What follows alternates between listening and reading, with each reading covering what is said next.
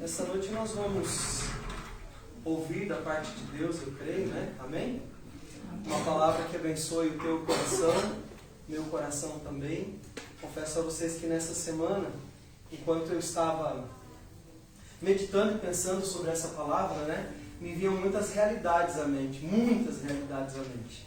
E eu fiquei pensando, Deus, é tão bom voltar a um trilho pelo qual eu já caminhei, é tão bom voltar a uma perspectiva pela qual eu já experimentei antes e receber do Senhor coisas tão preciosas, coisas tão importantes que vão norteando a nossa visão e que vão deixando cada vez mais claro qual a visão da nossa comunidade, qual a visão do nosso meio, né? Essa visão dessa mesa aqui que está posta diante de Deus para nós vivermos e experimentarmos. Eu queria que você pudesse mesmo, nessa noite, ter essa consciência de que o que eu vou pregar nessa noite e nas outras noites fala a respeito da nossa visão, fala a respeito do que Deus quer de nós, fala a respeito do como nós vamos viver e da maneira que nós somos desafiados ao Evangelho de uma maneira mais próxima a nós, e não uma coisa talvez distante, não uma coisa talvez longe de nós, mas que seja essa a realidade da nossa comunidade, que seja essa a realidade do nosso coração. E às vezes pode ser que eu pregue alguma coisa aqui que não seja muito simpático a você. E você olha assim e diga, meu Deus, que palavra difícil, né? Que coisa mais provocativa, que coisa mais, sei lá, desconfortável mesmo de ouvir. E às vezes você vai ouvir mesmo coisas bem desconfortáveis aqui. E eu confesso a você que eu não estou nem aí se eu ouço uma coisa desconfortável. Porque no fundo é isso mesmo. Jesus veio para nos desafiar a sairmos do nosso conforto. E eu queria que você agora me ajudasse, né? Ela vai começar, o pastor, vou começar. Né? Que você cutuque a pessoa do seu lado e diga assim, Deus quer tirar você do seu conforto. Né? E Ele quer lidar com esse desconforto da sua vida, levando você a crescer na sua fé, no seu discernimento, né? Desafiar você a viver coisas novas em Deus. E talvez você, né, assim, esteja pensando, mas puxa, mais desconfortável ainda? Não sei se é mais desconfortável ainda. Talvez o desconforto que você esteja vivendo já seja suficiente. Mas talvez não, talvez alguma coisa precise ampliar para te tirar de um lugar de conforto. E nada na nossa vida acontece sem que Deus olhe e diga para nós, você pode aprender algo com isso, você pode crescer nisso, você pode se transformar em alguém melhor nisso. E às vezes o melhor, o mais maduro, o mais crescido, não é exatamente do jeito que a gente gostaria, né? E crescimento geralmente é assim, não é exatamente aquilo que a gente ansiou, mas é aquilo que a gente precisa, né? E é assim que Deus quer trabalhar conosco. Eu quero usar o texto hoje de Efésios 1:18. Efésios é um livro que fala muito sobre viver em comunidade. E não é à toa que esse texto esteja aqui, e ele está dentro de um contexto de viver em comunidade. E ele diz assim, Efésios 1:18, tendo iluminados os olhos do vosso entendimento, para que vocês sejam sábios e tenham discernimento sobre a esperança da vocação de vocês, as quais a riqueza da glória e a sua herança para todos os santos. Amém e amém. Vou ler de novo, numa outra versão. Iluminando os vossos olhos e do vosso entendimento, para que vocês saibam a esperança da vocação de vocês, nas quais estão depositadas as riquezas da glória e a sua herança para todos os santos. Esse texto é um texto que fala sobre um novo discernimento que a igreja precisa ter sobre o caminho que ela se propõe a caminhar. A Bíblia diz em Atos que os cristãos no início não eram chamados de cristãos, mas eram chamados de os do caminho. Isso nos sugere que o Evangelho não é estático, que viver em comunidade não é uma coisa estática, mas vai ser uma coisa desafiadora, que vai nos propor uma caminhada, um movimento, que vai nos propor um andar, que vai nos propor um ir a algum lugar, nos colocar em um determinado caminho. E esse caminho que o Evangelho nos propõe é um caminho sempre desafiador.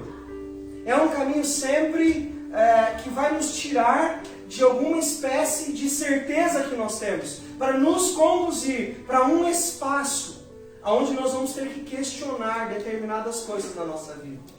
E foi assim que Jesus fez com seus próprios discípulos na época em que Ele estava aqui vivendo entre nós. E é assim com os discípulos do nosso tempo também. E uma das primeiras coisas que nós precisamos entender é que apesar de a nossa liberdade já ter sido proclamada, agora existe um processo que envolve as nossas vidas para nós desfrutarmos dessa liberdade em Jesus. E essa liberdade em Jesus, que é composta por esse processo, que vai ser um caminho proposto para cada discípulo, ela é muito importante ser entendida. Se nós não entendermos que a liberdade faz parte de um caminho, de um movimento, de uma ação da nossa parte, após Jesus ter nos proclamado livres, nós não vamos encontrar o chamado e a vida de Deus para a nossa vida. Por isso é importante a gente entender, são coisas básicas, que todos nós já devíamos ter entendimento, mas que parece-me que nós não temos. Nós já fomos proclamados livres, mas agora nós precisamos aprender a andar nessa liberdade. Nós precisamos aprender a nos apropriar dessa liberdade. Mas veja, essa liberdade não é para fazermos o que queremos. Essa liberdade agora é para vivermos de acordo com o Evangelho de Jesus Cristo. E viver de acordo com o Evangelho de Jesus Cristo talvez seja para nós a coisa que nós menos entendemos e a que nós mais necessitamos. Nós vivemos num mundo onde liberdade é confundida com a vontade e o desejo de viver aquilo que eu penso que seja melhor para mim. Quando na verdade a liberdade não se trata disso. A liberdade do Evangelho se trata em não dependermos mais dos padrões desse mundo para vivermos uma vida satisfeita, apesar de não termos tudo aquilo que desejamos. E é muito difícil viver essa liberdade. Nós muitas vezes assimilamos liberdade com posses, liberdade com poder, e na verdade liberdade em Cristo é muito mais sublime do que isso. É podermos não precisar, é podermos não depender do mundo que nos cerca para nos sentirmos e sermos livres de verdade.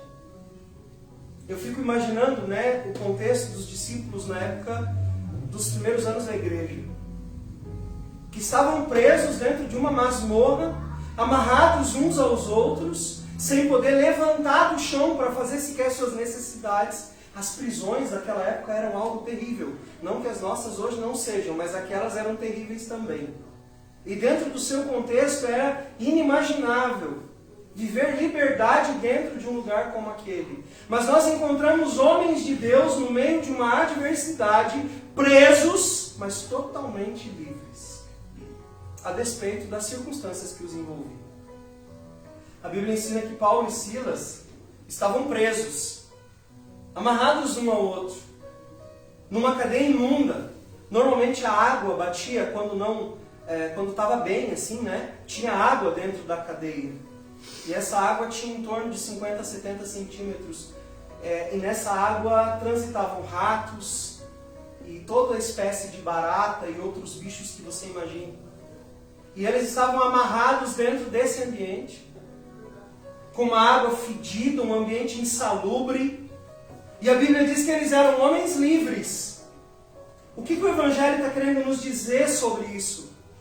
É que apesar da circunstância e da realidade que eles viviam, eles eram homens livres. Eles podiam estar presos externamente, mas o seu interior havia alcançado um nível de liberdade que ninguém podia tirar desses homens.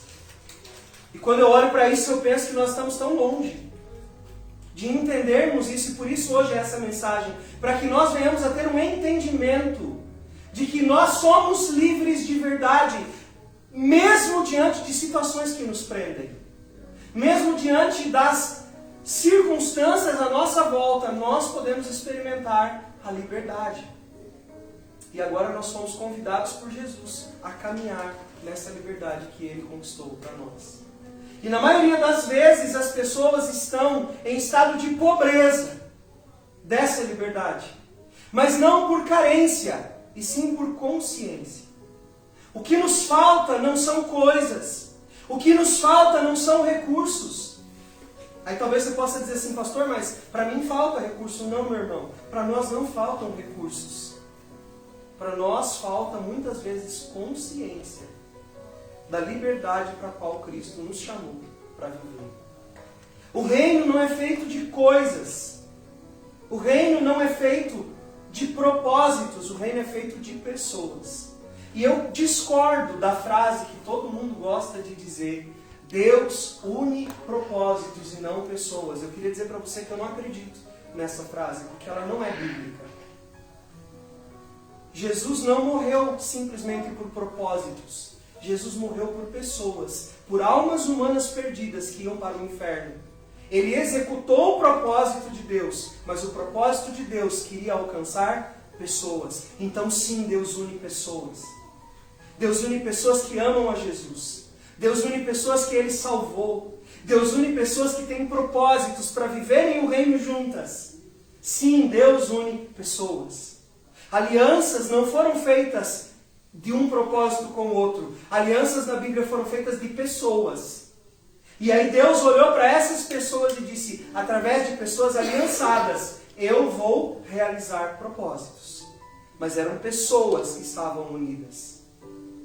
Deus uniu essas pessoas para que o seu reino pudesse tomar forma e vida. Sabe, não é que nos falte coisas. Na verdade, nós estamos vivendo um mundo muito interessante. A Bíblia diz que as boas novas foram dadas aos pobres. E nós pensamos logo, né? O Evangelho chegou para os pobres. O que se espera quando o Evangelho chega para um pobre? Normalmente a primeira coisa que se pensa é que ele não seja mais pobre, não é assim? Ah, o Evangelho chegou para o pobre, então o pobre não vai ser mais pobre. E na verdade o Evangelho vem não para nos dar coisas, o Evangelho vem para mudar nossa consciência sobre a liberdade que nós já temos em Jesus e sobre a vida que nós podemos viver, mesmo não tendo. E muitos de nós passamos uma vida buscando ter, quando nós deveríamos passar a nossa vida desfrutando da liberdade que agora nós temos em Jesus, de não precisar ter para viver em liberdade. E isso não é uma mensagem simpática para o mundo dos nossos dias, porque o mundo dos nossos dias está focado naquilo que se vê. O mundo dos nossos dias não está focado naquilo que a palavra de Deus ensina, mas está focado sim naquilo que se vê. Não é à toa que a Bíblia diz o seguinte: o reino de Deus não está ligado nas coisas que nós vemos. Não está pautado nas coisas que nós vemos. E aí é muito interessante uma frase de Jesus, que ele diz assim: e nele dirão, ei-no aqui, ei-no ali, mas eu vos digo, o reino de Deus está onde? Dentro de vocês. As pessoas acostumaram a ver o reino de Deus nas coisas. As pessoas foram ensinadas e estão sendo doutrinadas para olhar para a realidade e não mais para a verdade. Sim, gente, existe diferença entre realidade e verdade. Nem tudo que é realidade é verdade. Às vezes, você vê uma pessoa andando com um carrão 0 km que custa seus 300 mil. E aí você olha e diz: nossa! Olha ali a bênção! Nós dizemos: nossa, olha ali a bênção, por quê? Porque nós estamos vendo uma realidade. Só que nós não sabemos que aquele carro não é daquela pessoa, porque ele ainda pertence ao banco no qual ela financiou aquele carro, para mostrar para as pessoas que ela é uma pessoa bem-sucedida e importante. Nós aprendemos a olhar para a realidade e encarar a realidade como se fosse verdade, mas não é essa a lição que a Bíblia nos ensina. O que é a fé para nós? O que é a fé para nós? O que Hebreus diz que a fé é para nós? A fé é a certeza do quê? Das coisas que eu vejo e a prova das coisas que eu tenho. É isso que Hebreus diz? O que é a fé, gente, em Hebreus? A fé é a certeza de que aquilo que os meus olhos não enxergam é que é a verdade. Os nossos olhos podem nos enganar, porque é dos olhos que vem a concupiscência da carne. É daquilo que nós vemos que nós nos encantamos, nos iludimos e nos frustramos. Não é do que nós não vemos. Não é a fé que nos frustra. É a nossa visão limitada que nos frustra. Existe um abismo muito distante entre uma coisa e outra. E o diabo aprendeu a usar a realidade para nos doutrinar, para nos fazer sermos enganados e não enxergarmos a verdade. Satanás usa a realidade para nos enganar a respeito da verdade. Quer ver como isso é verdade? Você olha para os discípulos no caminho de Emaús, em Lucas 24, e acontece o que com os discípulos? Eles estão mergulhados no quê? Na verdade ou na realidade? Na minha maneira de enxergar, eles estão mergulhados na realidade. Qual que é a realidade? Jesus morreu ou não morreu? Morreu. Eles estavam perdidos ou eles estavam centrados e encaixados? Estavam perdidos. Eles estavam se sentindo humilhados? Estavam ou não? Sim. Porque a esperança deles era qual? Jesus ia ser colocado na cova, daí de repente, na hora que eles fechassem a porta, Jesus ia aparecer do lado de fora, ia dar no ombro dos discípulos e dizer: oi, beleza? Estou aqui, ó. Não era isso? Não era essa a realidade que os cercava? A realidade de um Jesus que tinha morrido, a realidade de um Jesus que tinha sepultado. Esses eram os fatos. Essa era a realidade. Mas essa não era a verdade. Qual era a verdade? Que ele havia morrido, que ele havia vencido o inferno e a morte, que ele havia feito exatamente o que ele havia dito para os discípulos que faria, que ele ia trazer vida e vida em abundância para os discípulos e para toda a humanidade, que ele era de fato o Filho de Deus. Essa era a verdade. A realidade dizia uma coisa, mas a verdade estava dizendo outra. A verdade estava dizendo: eu venci o mundo, eu venci o pecado, eu venci o inferno, eu venci a morte, eu derrotei a miserabilidade humana. Mas a realidade dizia o quê? Jesus morreu. Nós, como discípulos, perdemos. O reino de Deus acabou. Foi tudo uma ilusão. Por isso que toda a pobreza humana reside na falta de consciência e não na carência das coisas. É aí que reside a grande pobreza. Por não percorrer o caminho do amadurecimento, por não percorrer o caminho da liberdade que nos foi proposto, muitas vezes nós ficamos esperando a bênção que ainda vai vir, enquanto nós poderíamos estar usufruindo da bênção que já chegou. Nós ficamos sempre na expectativa do que vai acontecer. Nós ficamos sempre na expectativa do que Deus ainda vai fazer. E nós nos esquecemos da verdade do que Ele já fez. O que Deus já fez por mim e por você? Deus nos salvou do inferno, da morte, da condenação do inferno e da eternidade em sofrimento. Deus nos salvou de nós mesmos. Olha para a pessoa que está do seu lado e diga assim: a maior obra de Jesus na sua vida foi salvar você de você mesmo. Sabia disso? Que obra mais incrível é essa? Quem mais na face da terra pode salvar você de você mesmo? Tem uma mulher chamada Amy Wilson Carmichael, uma grande mulher de Deus, devota, firme, viveu o Evangelho em toda a sua força, com toda a sua vida. Ela escreveu assim: eu, o mais podre dos pecadores, arquitraidor de mim mesmo. Ela escreveu: eu sou o pior de todos os homens. Nós, essas pessoas perdidas, desfragmentadas, iludidas com a realidade, fomos postos em um outro caminho, o caminho da verdade. Jesus não disse: eu sou o caminho, a realidade e a vida. Jesus disse: eu sou o caminho, a verdade e a vida. Porque a realidade pode ser modificada, a verdade não. A realidade pode ser manipulada, a verdade não. A realidade pode ser ilusória, a verdade não. A realidade pode nos enganar, mas a verdade nunca engana. A verdade é fiel. Por isso Jesus é a verdade. Jesus não é a realidade. Ele é a verdade. Nem toda realidade expressa a verdade. Jesus havia morrido ou não havia? Havia. Tinha sido difícil aqueles dias ou não tinha? Os discípulos tinham.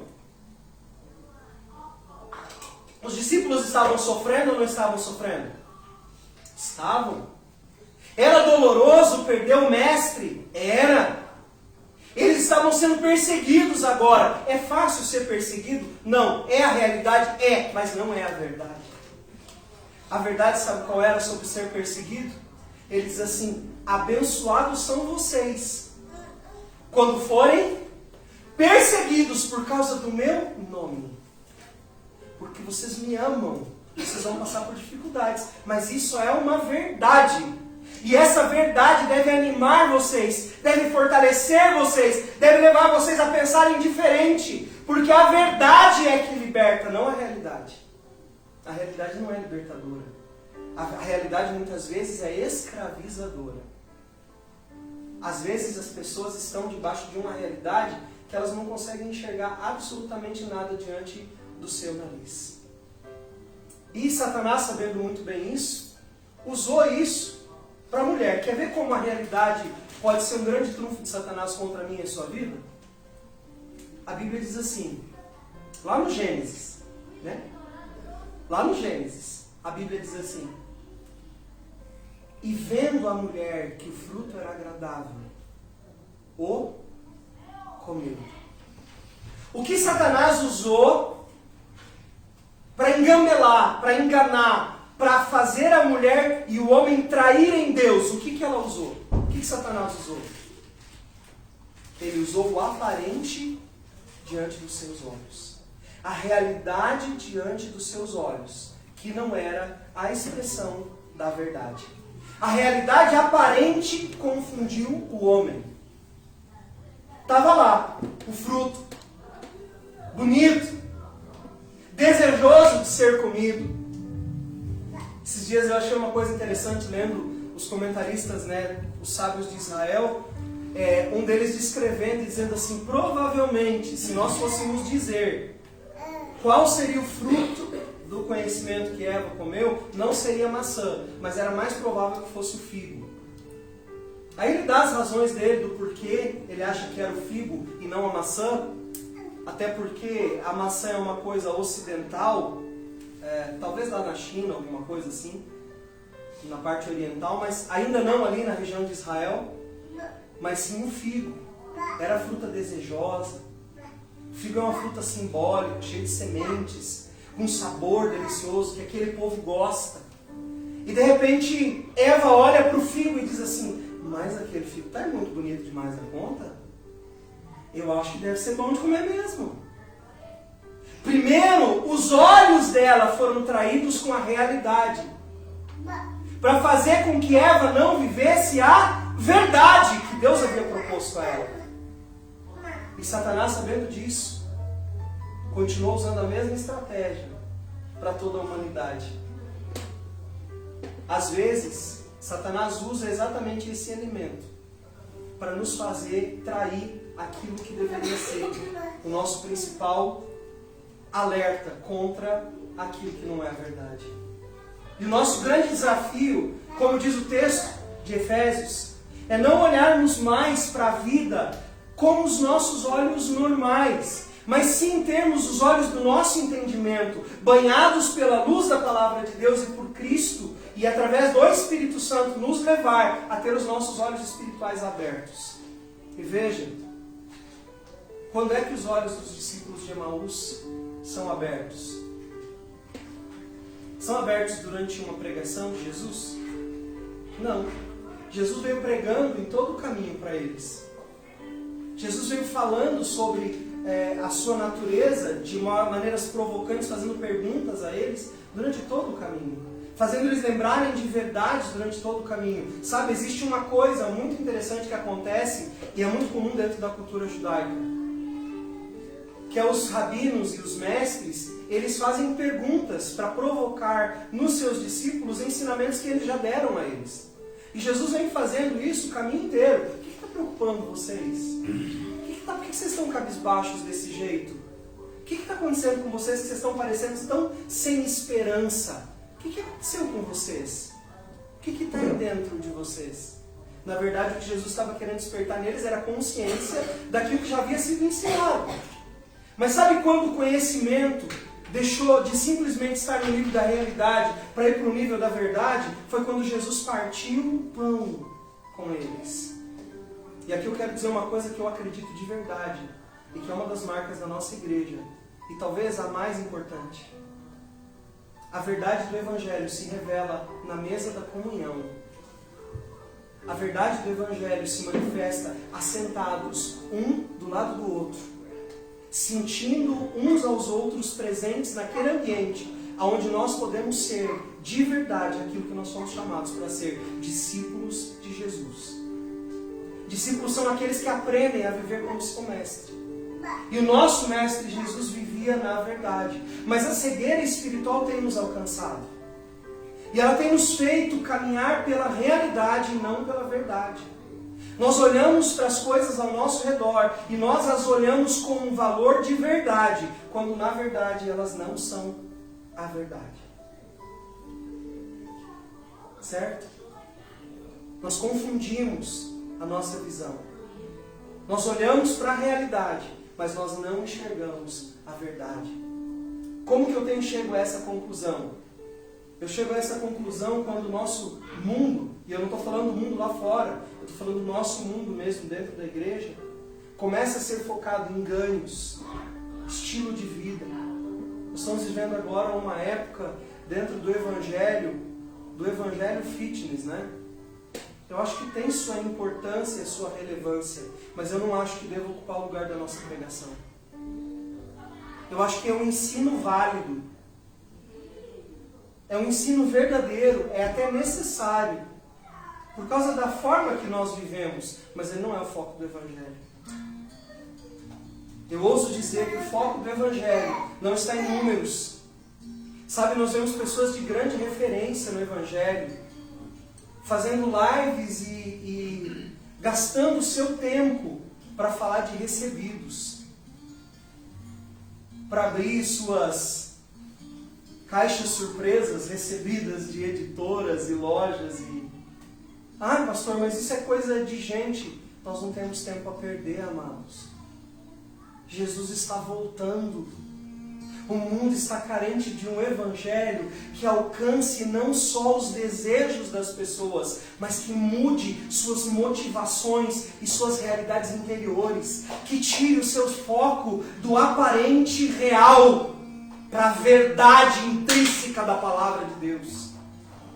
Que não nos faça ficar gastando tempo com as perspectivas humanas sobre o que é a vida, mas com os anseios divinos sobre o que significa viver os dias que nós temos que viver aqui nessa terra. Então, eu acredito que tudo isso tem feito o Evangelho se perder e se descaracterizar, e fazer com que pessoas atravessem o mar, serem proclamadas livres, mas não viverem de fato a sua liberdade em Jesus. Porque os seus olhos não estão fixos em Cristo. Seus olhos estão fixos na realidade desse mundo. E a revelação do reino de Deus se expressa através da consciência transformada, que enxerga a realidade, mas que não ignora a verdade sobre os fatos. Existem muitos homens e mulheres de Deus bem-sucedidos que não possuem absolutamente nada. Eu conheço alguns missionários, alguns de ouvir falar, outros de acompanhar, e outros que eu já vi em algum momento da minha vida. E tem alguns deles que me chamam a atenção pela paixão que eles têm pelo Evangelho de Jesus Cristo. Eu conheço um missionário que largou tudo que tem para viver na África, sustentado por instituições norte-americanas que investem na vida dele pesadamente, financeiramente. Pesadamente. Todos os meses eles investem para ele ter uma vida confortável. E sabe o que eu tenho visto? Eu tenho visto esse missionário fazer exatamente o oposto do que todo mundo espera. Ele podia ter um Jeep para ele. Ele comprou um Jeep para a comunidade. Ele podia ter uma casa para ele. Ele construiu uma escola para a comunidade. Ele podia ter eletrodomésticos dentro de casa, mas ele investiu esse dinheiro para construir uma enfermaria para a comunidade. E aí, quando tudo isso já estava construído lá no norte do Quênia, no meio do deserto, as pessoas pensaram, agora ele já construiu tudo que ele queria, agora ele vai começar a usar o dinheiro para aquilo que nós estamos mandando para ele. E eles acharam que ele estava fazendo isso. E sabe o que ele fez? ele construiu cisternas para quem não tem água. Ele trouxe técnicas de agricultura para quem não tinha comida. E aí ele voltou para os Estados Unidos durante um período de 6 meses para descansar. E lá ele recebeu muitas ofertas. E ele teve conversas até muito difíceis com as pessoas que mantinham ele lá. Porque as pessoas queriam que ele gastasse parte do dinheiro para ele. E aí esse homem tem uma das frases que ele disse que eu acredito que ele... Essa frase devia estar escrita em algum livro por alguém, se não mesmo por ele mesmo. Ele disse a seguinte frase para as pessoas que supriam as necessidades dele, queriam que ele gastasse o dinheiro que ele tinha com ele mesmo também. Eles disseram assim: nós precisamos que você tenha qualidade de vida. Nós precisamos que você viva bem. Então nós queremos que você use esse dinheiro, não é errado. Ele falou: eu não uso dinheiro com as coisas que vocês querem para mim porque é errado. Vocês não dizem para mim toda vez que vocês mandam dinheiro que é para eu usar esse dinheiro para que o Evangelho alcance mais pessoas e para que eu tenha bem-estar? O meu bem-estar é poder viver de uma maneira simples, como um deles aqui. Mas é poder olhar para o rosto de cada um deles e saber que a minha vida transformou a vida deles, não pelo que eu falo, mas pelo que eu faço em prol da nossa comunidade. Então, para mim, essa é a grande verdade. E para mim, isso devia estar escrito em todos os livros. Que nós devemos viver não por aquilo que nos causa prazer ou que nos dá bem-estar. Nós precisamos viver porque nós amamos Jesus e nós vamos usar todos os recursos que nós tivermos à nossa disposição para servir o reino, para fazer do reino algo que seja impactante na vida das pessoas que nós conhecemos. Se pessoas precisam de remédio, então nós vamos comprar remédio. Se as pessoas precisam de alimento, nós vamos dar alimento. Se as pessoas precisam de companhia, nós vamos dar companhia. Se as pessoas precisam de cuidado, nós vamos dar cuidado. Mas nós não vamos trabalhar na realidade. Nós vamos trabalhar com a verdade. Nós não vamos ficar gastando tempo para mostrar para as pessoas recebidos. Nós vamos gastar tempo mostrando para elas a verdade que nós já recebemos. Esse recebido todo mundo já pode desfrutar dele. E por que não vamos falar desse recebido? Por que nós vamos gastar dinheiro com aquilo que nos dá seguidores? Nós precisamos gastar o nosso recurso com aquilo que vai fazer discípulos de verdade de Jesus. Com coisas que realmente vão transformar as pessoas. Temos alcançado pouca iluminação dos nossos olhos porque nós estamos focados na realidade e não na verdade. Sabe, nós somos avaliados o tempo inteiro. As pessoas procuram muitas vezes as igrejas pela prosperidade das igrejas e as prosperidades que as igrejas oferecem. Elas procuram a igreja muitas vezes pelo valor financeiro que a igreja pode agregar a elas, de acordo com a oferta que elas dão. Nós não devemos procurar o Evangelho por essas coisas. Nós temos que procurar o Evangelho por sua essência, porque o Evangelho é do reino das inversões. Ele é pautado na verdade e não na realidade, porque a realidade é efêmera, a realidade é volúvel. Por exemplo, você pode ter muito hoje e amanhecer amanhã sem nada. Hoje, todos que estão aqui têm vida, certo? Por favor, levante a mão, senão nós vamos enterrar você. Todos que estão aqui têm vida. Que preço tem a vida? Que preço tem sua vida? Se alguém pudesse lhe pagar um valor para dizer assim, estou pagando pela sua vida. Que valor teria a sua vida? A vida é incalculável. É a maior riqueza que qualquer um de nós podemos ter. Certo? E ela não está à venda, certo? É possível viver a vida sem dinheiro? É possível viver a vida sem dinheiro. Eu sou fã daqueles programas, né? Vida no Alasca, vida remota, não sei o que, das montanhas. Sabe qual que é o objetivo de todos eles? Serem autossustentáveis e não dependerem do comércio e do dinheiro. E muitos deles já vivem assim há muitos anos. Ah, pastor, mas a vida é muito difícil. Sim, é difícil, mas eles são livres. Quando o dólar cai, sabe o que eles pensam? Nossa, que triste para quem precisa disso. Quando as bolsas estouram lá, as bolsas de valores estourou, deu PT lá, eles estão preocupados? Não, eles não estão preocupados. Por quê? Porque eles têm um estilo de vida independente e autônomo. Eles enxergam a vida diferente da maioria das outras pessoas. Sabe por que nós cristãos estamos tão preocupados com tudo que está à nossa volta? Porque nós vivemos pela realidade e nós deveríamos estar vivendo pela verdade. Quando nós perdemos, nós nos frustramos, porque os nossos olhos estavam na realidade. Quando as coisas não saem do jeito que nós queríamos, nós ficamos tristes, porque nós estamos focados na realidade e não na verdade. Nós não precisamos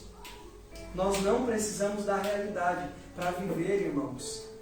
Nós podemos viver a partir da verdade. A verdade é o que devia nos inspirar, né, Gui? Né? A verdade é o que devia nos motivar. A verdade é o que devia nos fazer viver. Mas nós temos sido enganados e por isso nós estamos tão frustrados, ansiosos, preocupados, porque nós estamos vivendo de acordo com a realidade e nós deveríamos estar vivendo de acordo com a verdade. Para entendermos a verdade, nós precisamos ir muitas vezes na contramão da realidade. Sabe, o Evangelho vem para trazer uma diferença na nossa vida em relação às pessoas que vivem nesse mundo. E nós temos sido tão iguais que nós não estamos sendo notados. O mundo vive pela aparência. Nós deveríamos viver pela essência. Porque é na essência que se encontra a verdade. Na aparência nós vivemos no nível da realidade. Você já imaginou se Paulo vivesse no nível da realidade? Quantos membros tinha a igreja local de Paulo? Paulo era bem visto na sua cidade? Vocês lembram da história de Paulo? Ele era bem visto no meio dos seus? Os seus o amavam? Ô Paulinho, que bom que você chegou, vem cá, irmão. Você está meio desviado, mas nós amamos você. Era assim? Quando Paulo vinha para a cidade, quando ele visitava os lugares, as pessoas ficavam esperando o momento que Paulo ia se manifestar, falar alguma coisa, que eles queriam prender Paulo, seja pelo que ele falasse, pensasse ou pela forma que ele agisse. A vontade era prender Paulo, a vontade era acabar com Paulo, no meio dos seus. Isso abalava Paulo? De jeito maneiro. Porque Paulo não focava a sua vida pela realidade. Paulo focava a sua vida através e pela verdade. Jesus disse uma coisa uma vez: conhecereis a realidade vos libertará. Foi isso que Jesus disse? O que Jesus disse?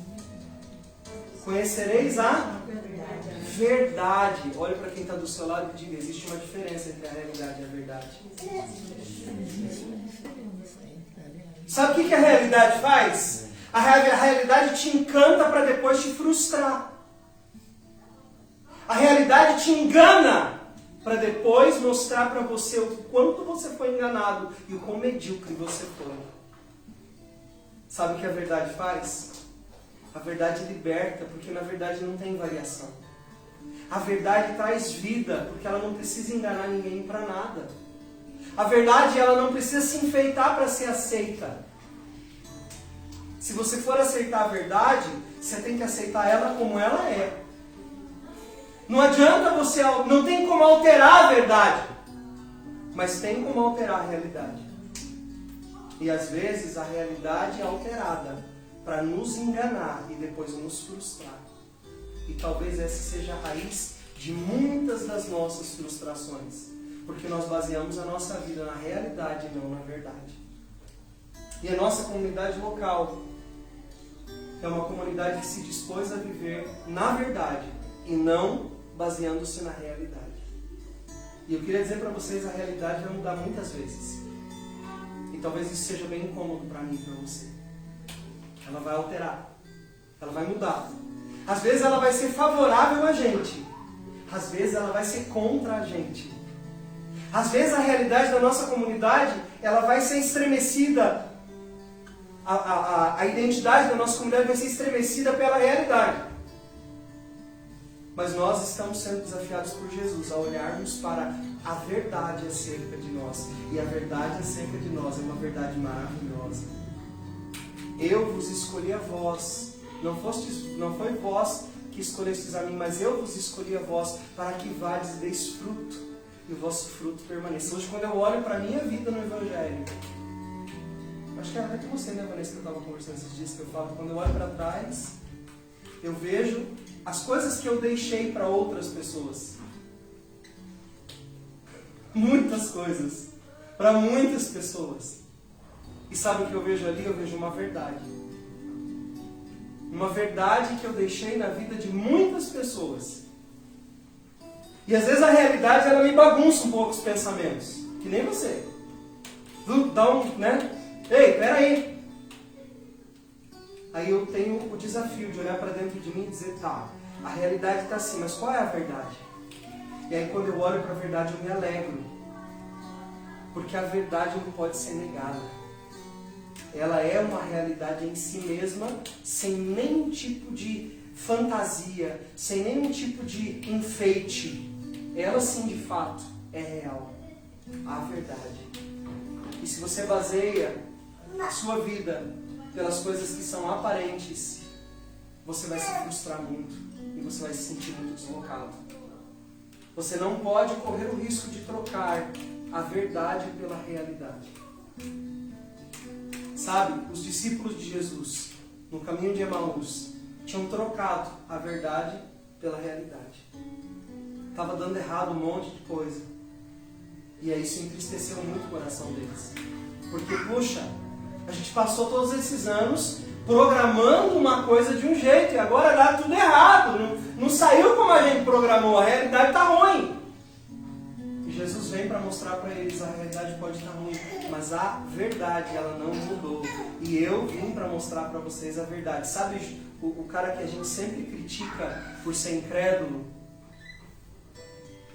Quem que a gente critica por ser o discípulo incrédulo? Não é o Tomé? Por que o Tomé é conhecido como discípulo incrédulo? Hã? Porque ele teve que ver para crer. Lembra de tudo que eu acabei de pregar? O que Jesus disse para ele? Tomé, que pena que você teve que ver para acreditar. Que pena que você pauta tudo que você acredita na realidade que está à tua volta. É preciso que você amadureça, Tomé. Sabe por quê? Sabe quem é abençoado, Tomé? Abençoado é aquele que acredita mesmo não tendo visto, Tomé. Sabe por quê? Porque ele está pautado na verdade, Tomé. E a verdade não muda, Tomé. A realidade vai mudar muitas vezes. E eu queria dizer para você, a realidade da tua vida vai mudar muitas vezes. Vanessa, a realidade da tua vida ainda vai mudar muitas vezes. Muitas vezes. André, a realidade da tua vida vai mudar muitas vezes. Mário, a realidade da sua vida, meu irmão, vai mudar muitas vezes. Amor da minha vida, a realidade da tua vida vai mudar muitas vezes. Sabia? Mas eu queria dizer para vocês que tem uma coisa que não vai mudar nunca. A verdade acerca de vocês. A verdade acerca do reino de Deus. A verdade acerca dessa palavra que eu aprendi a amar com todas as minhas forças. Essa verdade aqui, gente, ela não muda. E ela vem para ensinar a gente coisas do dia a dia. Talvez você tenha passado uma semana tão difícil. Talvez você está passando por frustrações, momentos de frustração na sua vida. Talvez você está passando momentos de muita dificuldade. Você olha e fala assim, puxa, mas eu não queria estar vivendo isso nesse momento. Eu queria estar vivendo outras coisas. Talvez a realidade de hoje não seja favorável a você. Nossos irmãos ali, né? O irmão Osório e a sua esposa, Amélia, vivendo tão longe de casa. Uma realidade que eles não gostariam de estar vivendo. Mas essa não é a verdade acerca da vida deles. É transitório. Dói. É ruim. É desconfortável. Mas é só uma realidade. Não é a verdade. A verdade não muda. Deus continua cuidando. Em todo o tempo, em toda circunstância. Independente da realidade que nós estamos vendo agora. Sabe a minha realidade? A minha realidade, por exemplo, de saúde, não é uma realidade boa. Ela é uma realidade bem ruim. De vez em quando eu tenho que brigar com ela. Porque vem os sinais no meu corpo que eu não gosto deles. Às vezes é um amortecimento, Às vezes é a visão turva, às vezes é a fraqueza, às vezes a asma me visita e eu falo, não vou abrir a porta para você não, mas ela entra pela janela, ela arromba. E é uma realidade que eu tenho que enfrentar, mas ela não é a verdade sobre mim. Ela é só uma realidade transitória, ela é uma realidade aparente, é só o que está sendo visto. E a Bíblia diz, nós não andamos por aquilo que vemos. Vê se aprende. Toda vez que você andar por aquilo que você vê, você vai se frustrar, a chance de se frustrar é muito grande. Olha para as pessoas que estão do seu lado aí. Essas pessoas são a realidade do reino. Essas pessoas são a verdade do reino. A realidade pode mudar, mas essas verdades permanecem. E é assim que Jesus quer que a gente viva. Jesus quer que nós sejamos uma comunidade que vive a verdade, a despeito da realidade. Porque a realidade pode mudar, a verdade não muda. Por isso que Jesus disse, conhecereis a verdade. E a verdade vai fazer de vocês pessoas livres. Mas conhecer a verdade é um caminho que nós precisamos caminhar juntos. Nós somos os do caminho. A verdade está sempre impregnada da bênção da eternidade. A realidade pode estar encharcada de dúvidas. Então não troque o certo pelo duvidoso, dizia uma propaganda. Não troque o certo pelo duvidoso. Olhe para aquelas coisas que estão à sua volta e diga, peraí, isso é realidade ou é verdade? Se é realidade, não se preocupe, ela pode mudar amanhã. Pode estar mudando agora. Mas a verdade sobre você, sobre quem você é em Jesus, sobre o que Ele diz que você precisa, pode e vai viver, sobre como Ele espera que você enfrente a sua vida e caminhe o seu caminho, isso não muda, porque isso é a verdade. A gente tem sofrido, porque a gente tem olhado para a realidade, e os nossos olhos deveriam estar na verdade. Talvez você tenha absorvido alguma coisa daquilo que eu falei hoje à noite aqui. E eu queria que isso fosse uma marca minha e sua. A verdade. Não uma realidade aparente, mas a verdade de fato. Todos nós sabemos quem nós somos. Quando Deus falou para mim sobre a comunidade que nós seríamos, há muitos anos atrás, Ele disse que vai ser um lugar de restaurar pessoas. Vai ser um lugar de curar pessoas. Vai ser um lugar de vocês darem tempo para as pessoas poderem restaurar suas vidas, para restaurar outras vidas depois. E essa palavra continua valendo. Nós somos uma igreja que tem como uma de suas marcas quebrar paradigmas. E eu acredito que você é um quebrador, uma quebradora de paradigma. Então nós vamos quebrar tudo. Porque Deus nos chamou para isso. Quebrar paradigmas. Enxergar a verdade diferente de realidade é uma quebra de paradigma. Porque está toda a maioria, a grande maioria está andando pela realidade, não pela verdade. E eu convido você hoje à noite a dizer isso para Deus. Deus, eu entendi o que a Tua palavra quis dizer hoje à noite. Eu entendi o que o Evangelho me convida a viver. E o desafio que vai ser isso. E eu quero dizer para você, não vai ser fácil não. Essa nossa briga com a realidade vai ser penosa. É briga de gente grande. Mas é uma arena que nós temos uma arma infalível chamada verdade.